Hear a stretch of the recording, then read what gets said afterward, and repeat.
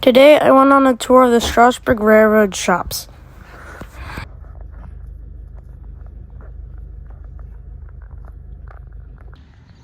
Strasburg number 8618 was returning from Lehman's Place Junction.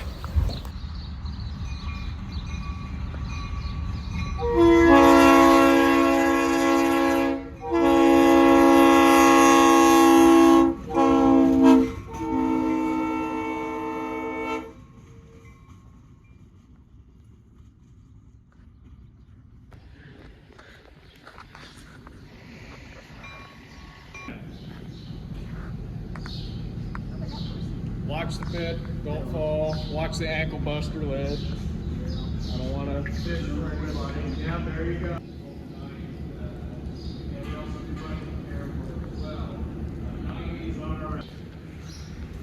Dylan, what's your plan this morning here?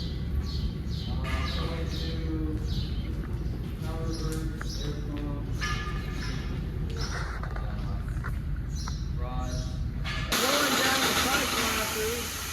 to Going to test that both shutoffs, top and bottom shutoffs will work, and also blowing out any crud that could have built up in the side flash that could clog it up and have a lying side flash, which is not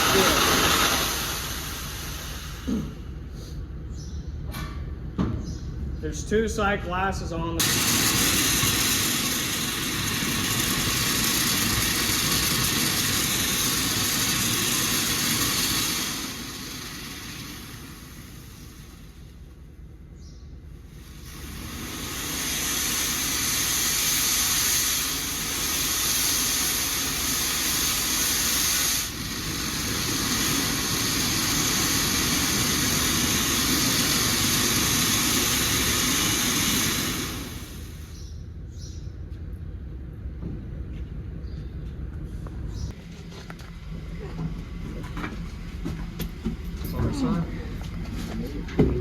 So what Dylan was doing earlier was blowing down the side glass, isolate the glass from the boiler in case if the glass breaks or the gasket goes. And I can even quickly demonstrate what he did. You can see everything disappears. And when I close that, the water should jump right back up to its, which varies per crew member, depending how tired they are at the end of the day. We'll usually put about a 50 to 60 scoop bank. That keeps the boiler relatively hot overnight, keeps some steam pressure and most of the water inside of the boiler.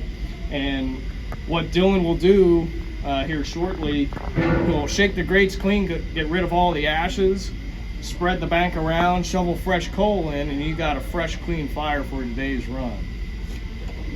So take a mental picture or even a actual picture of that, and then we'll compare it to what it will look like in the next half hour.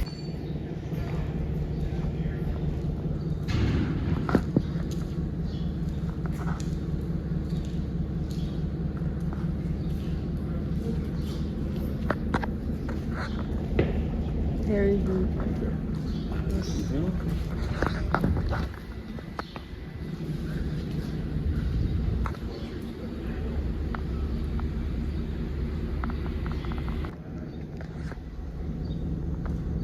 It's number 15. Its tone is now. I've never seen it. That was so weird. So we'll stay clear of the track behind you guys.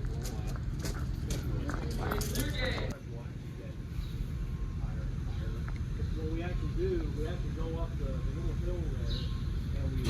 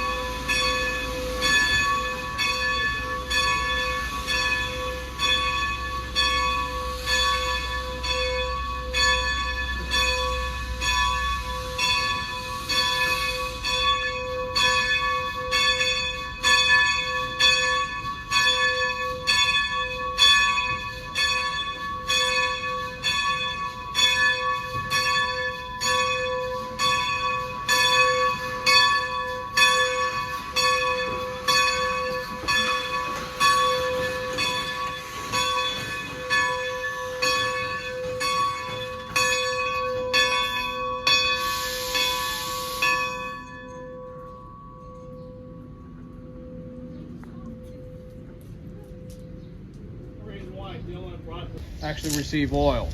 Back then, these used to be alumite grease fittings. Alumite is a very hard grease and can withstand the immense pressure that the rods are being subjected to, but they're kind of hard to come by. And I think I'm right on this. In order to make alumite, you have to boil it to fill the reservoir up with oil. And how this works is through centrifugal force. There's a plunger inside that will lift up and will butt up against the stop right here. And this is kind of like a metering stop. The plunger will only go up so much and let oil into the bearing. This is a journal oil, or journal guard, if you will. So all of our equipment is pretty much the old style type bearing, flat back bearing or plain bearing, whatever you want to call it. Fun fact about these types of bearings, it is prior to the Second World War. Anything equipped with roller bearings has been after the Second World War. And how these work is actually quite simple. At the bottom of the box is filled with oil, and you have this mop-looking material. Through capillary action, that pad will soak up the oil, and since it's rubbing up against the bottom of the axle, as the axle rotates, it soaks up a small amount of that oil and contacts the brass or crown brass flat-back bearing, which is also lined with babbitt. And that's pretty much it in terms of the bearing. It's very simple. It won't self-destruct, unlike a roller bearing, if you will. Every morning we have to make sure that there's enough oil within the system or the journal box. That way we don't have a hot box at all. That's pretty much it.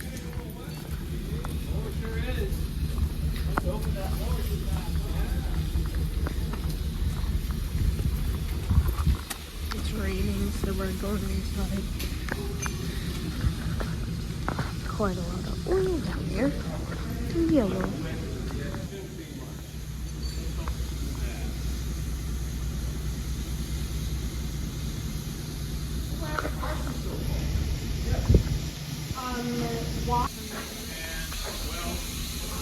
Couldn't really put any boiler in front of it.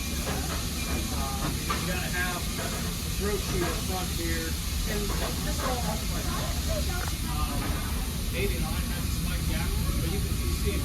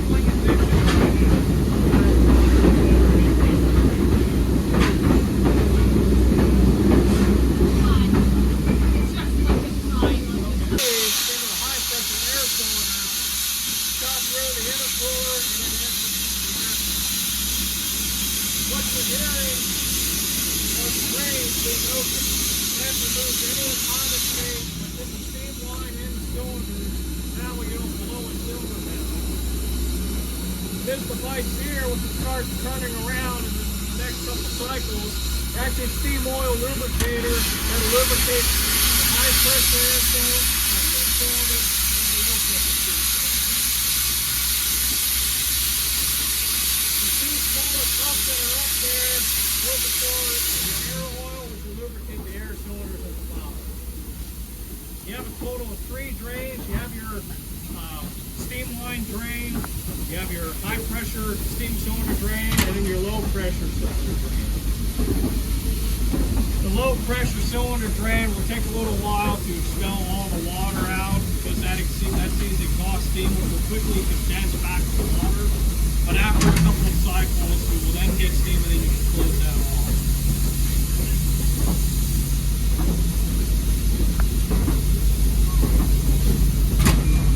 So what is the process for shutting down for the night? Is it kind of just the opposite? So when we're ready to bed in, actually we pretty much start well before we come into the yard. So let's just say for myself, by the time I'm coming up the Eston Shade Road, again, right it back. Alright. You can see the valve gear activated. Keep the brakes off and then we'll go.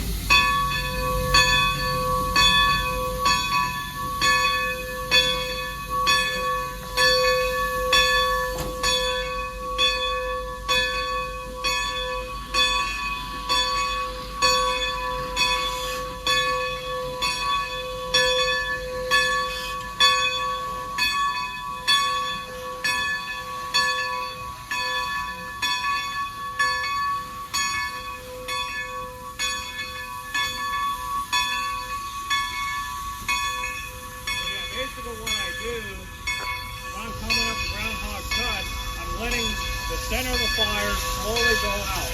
I'll still shovel and sprinkle a little bit of coal in there just to prevent dead spots, but really I'm firing in the ring, which is having hot coals on the sheet to keep the firebox happy, but also reducing the pressure very.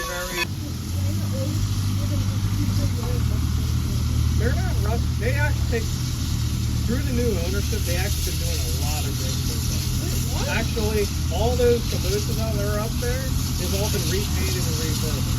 They've done an immaculate job compared to the original owners. The original owners, they let them die off. And the Pickett family, they've done an immaculate job of. I'm here until 7 o'clock.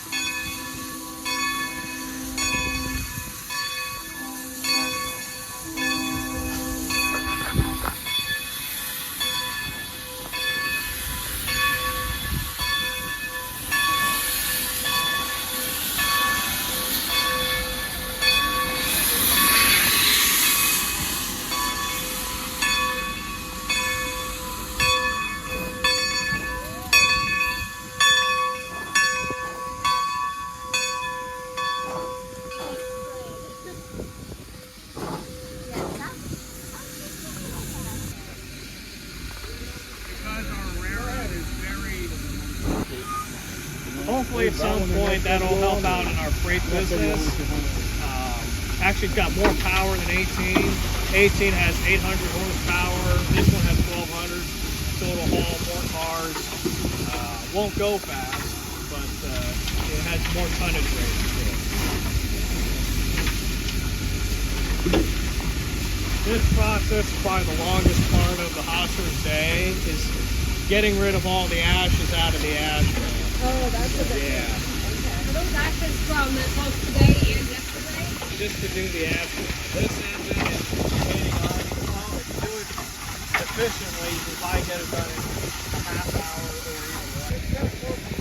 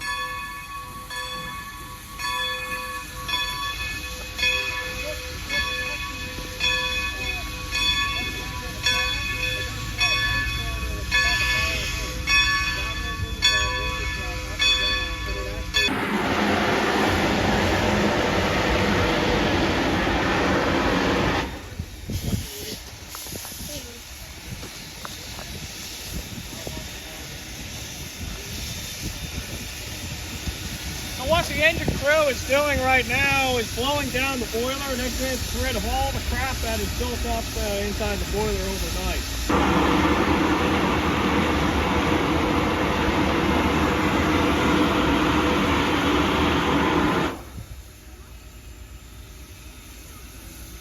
That's the blowdown. So they're getting rid of all the sediment and garbage that is built up in the boiler. That's what's resting on the bottom of the boiler in the water? Yeah. So like I said, if you have like a jug of apple cider or a jug of orange juice, before you shake it up,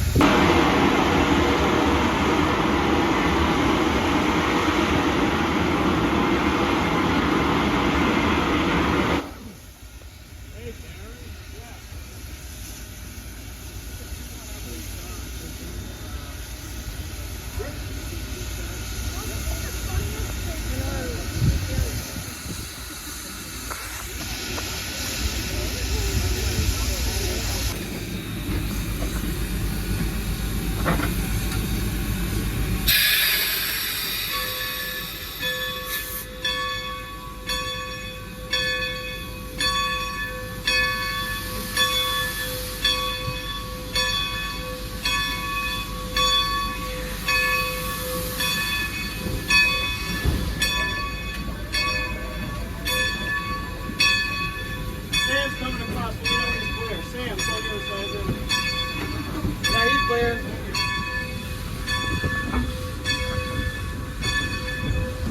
I'm gonna have to get down right here. Or are we coming back in here? No, we're gonna go down to the show station.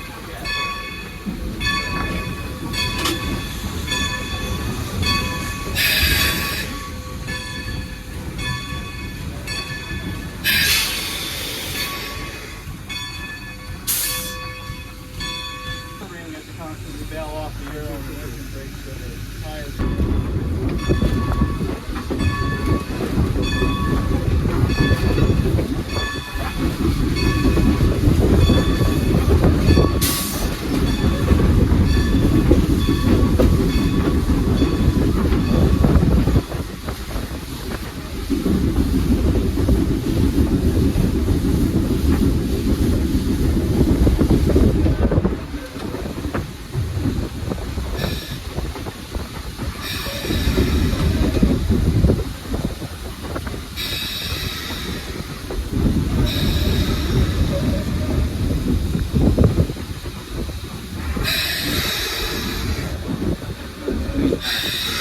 Stand over here.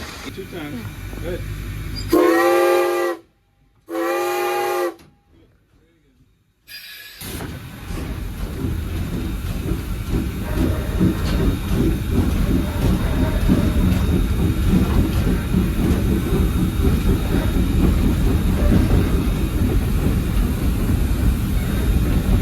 Yeah, speedometer up there in front.